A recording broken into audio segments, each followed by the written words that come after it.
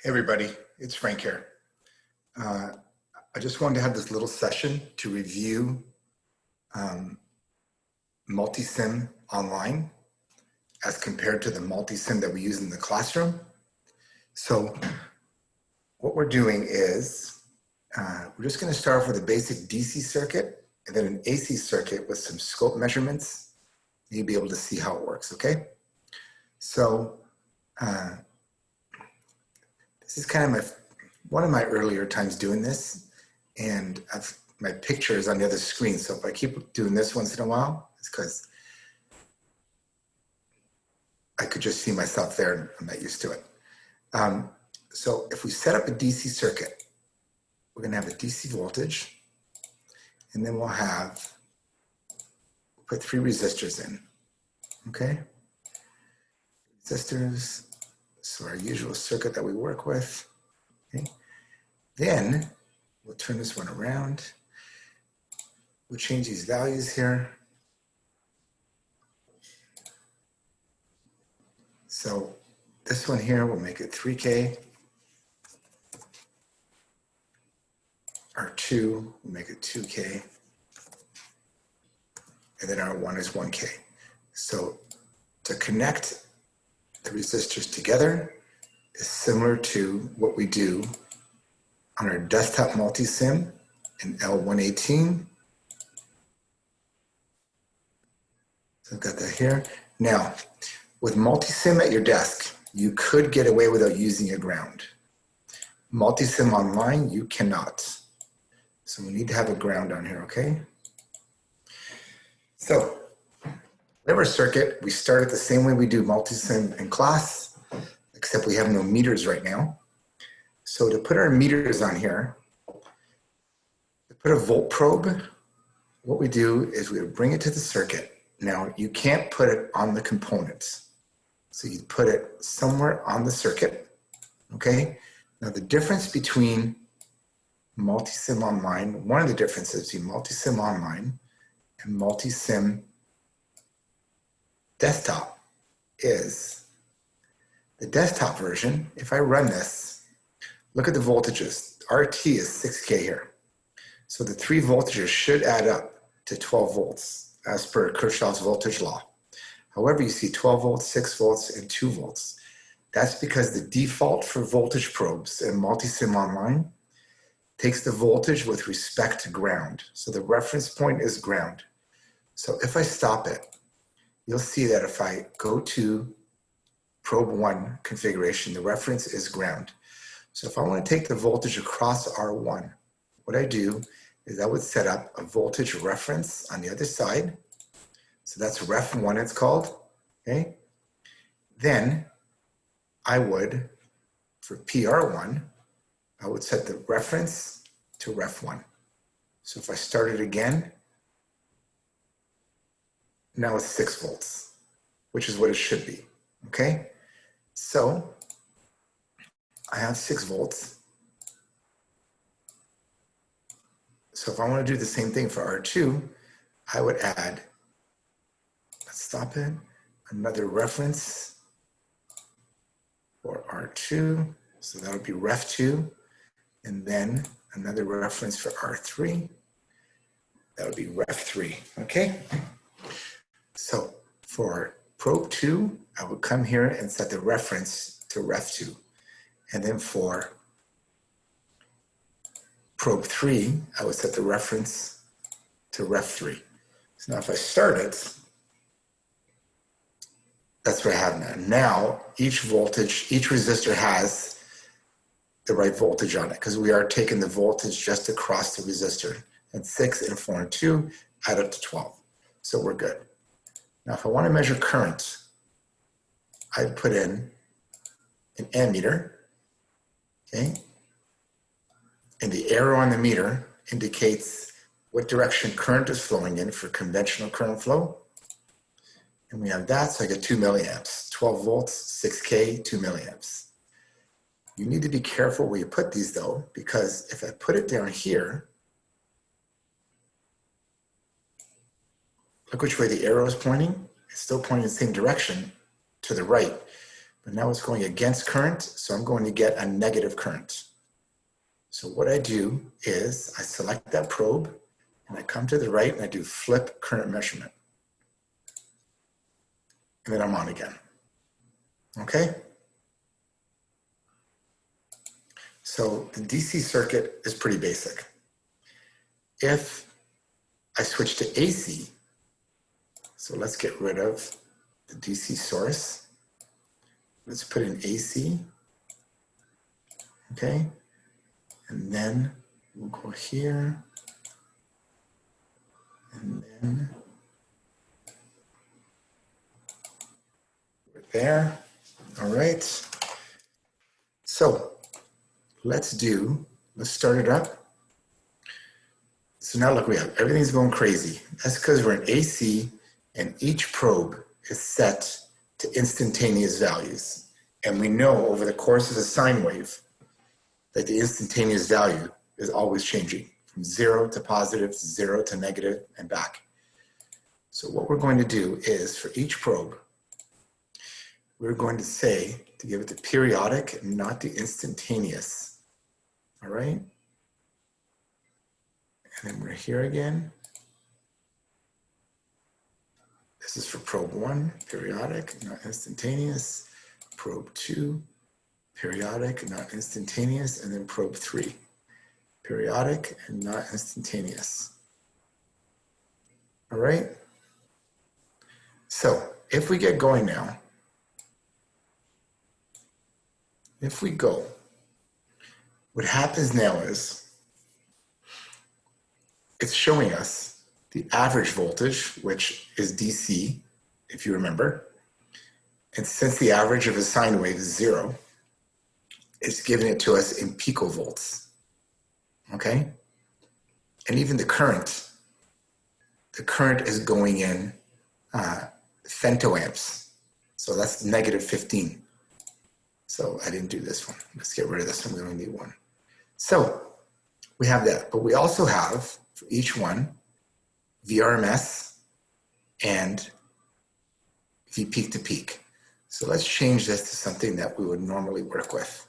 So if we go to our power supply, I could say, make it RMS voltage, make it 12 volts and 60 hertz. Perfect. And we're there, okay? So it's a resistive circuit. So it's 6 volts, 4 volts, and 2 volts again. All right? If we were to, let's change this to 100 ohms. Show you in a second. Let's get rid of R2 and let's put an inductor in its place. Okay, we have an inductor, so we're going to do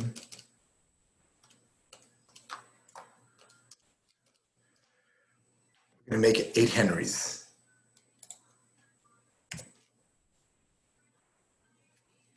Actually 6 henries, okay. So we're good. So let's tie the circuit back together.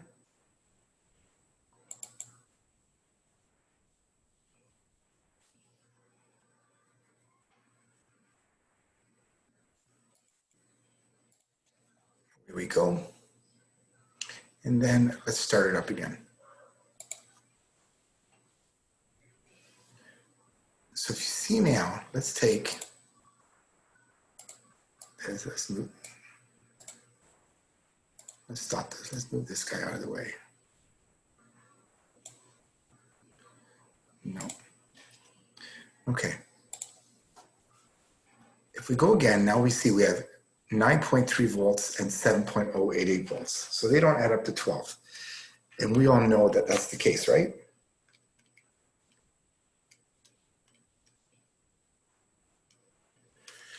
We all know that's the case because there's a phase shift.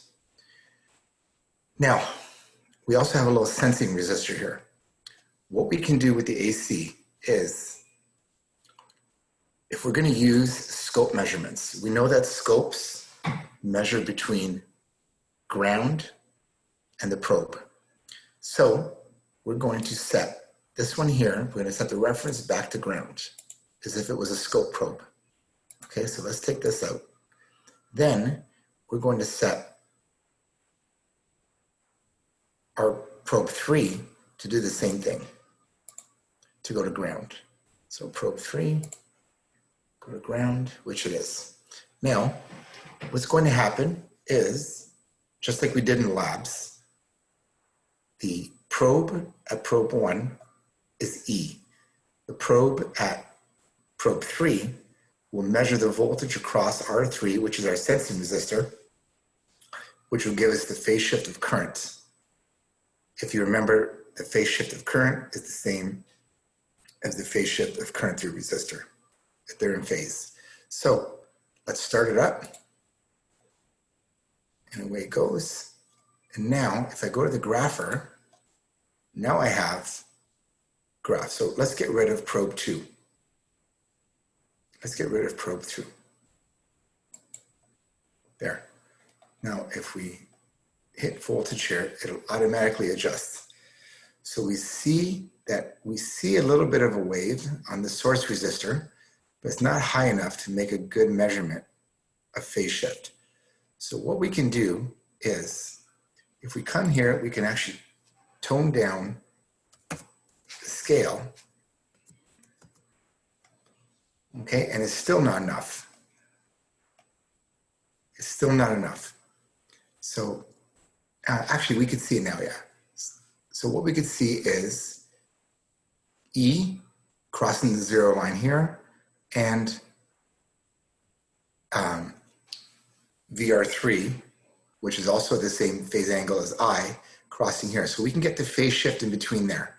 It's 60 hertz, so we know what the period is, 16 milliseconds, 16.667. And then if we measure delta T between here and here, we can get the phase shift, okay? If you were playing with the measurement tools and the cursors on the scopes in class, you'll know how to use these. I go to cursor. If I go to x-axis, I can measure the time between where both of these cross the 0 line, which in this case it's here, okay? So now it is delta x, 1.7 milliseconds, and we know what t is, 16.667 milliseconds, and then we'll be able to figure out the phase shift, which is delta t over t times 360. You can also switch this to go over to y-axis if you want to measure the difference in amplitude between two places, okay? And it'll give you delta y here, which is 453 millivolts right now. And as I move this, that moves as well. All right, so we're back here. Let's stop this, okay? So let's get rid of this coil. Let's get rid of this resistor.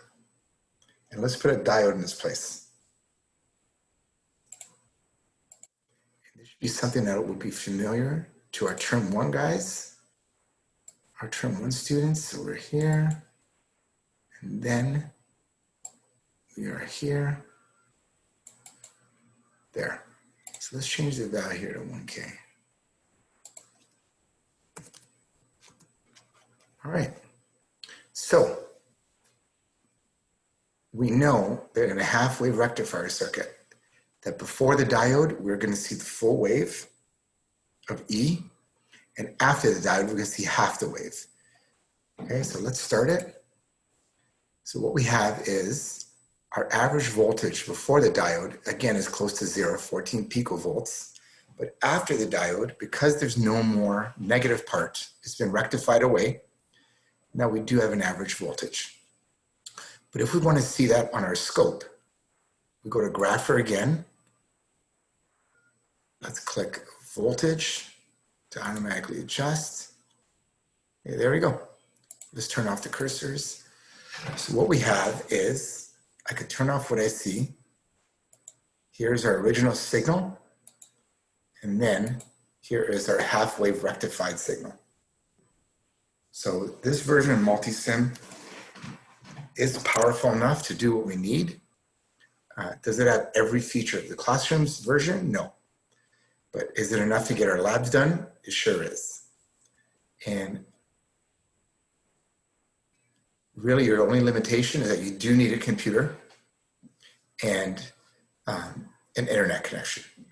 So other than that, hopefully you set up your account and hopefully you can play around with it a little bit. As usual, let me know if you have any questions, put them on a discussion board so everybody can see them, and we'll go from there. Okay, we'll see you all soon. Bye.